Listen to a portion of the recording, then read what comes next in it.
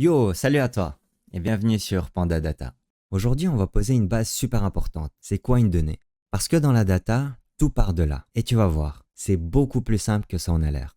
Une donnée, c'est juste un petit morceau d'information. Par exemple, Alice, c'est un prénom, 25, c'est un âge, 1998-06-12, c'est une date de naissance. Tout seul, ça ne raconte pas grand-chose. Mais quand tu les mets ensemble, tu commences à avoir une histoire.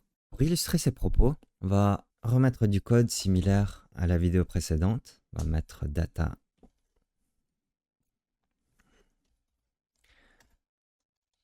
Alice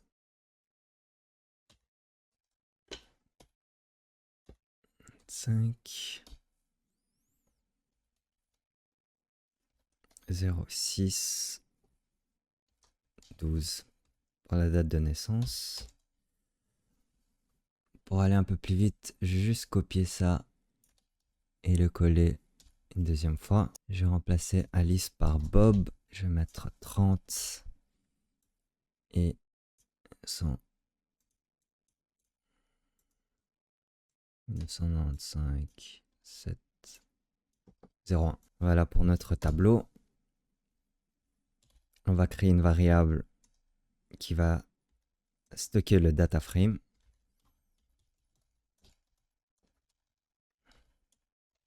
Avec notre variable data.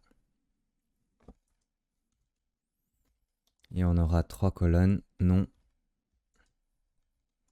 âge et date de naissance. Voilà pour notre data frame. Et on va faire df show pour afficher le tableau.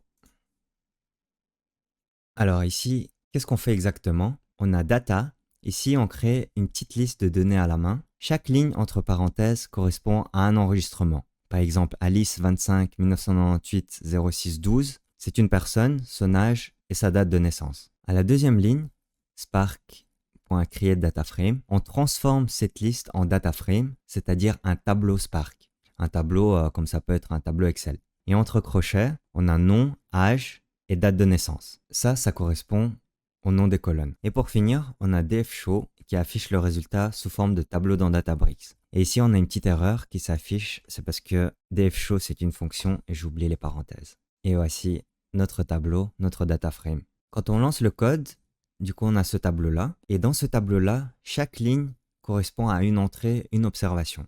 Chaque colonne correspond à un type d'info, nom, âge, date de naissance. Et chaque cellule correspond à une donnée unique. Maintenant, pourquoi est-ce que c'est important? C'est important parce que tout ce qu'on va faire avec Databricks, c'est lire, transformer et analyser ces tableaux.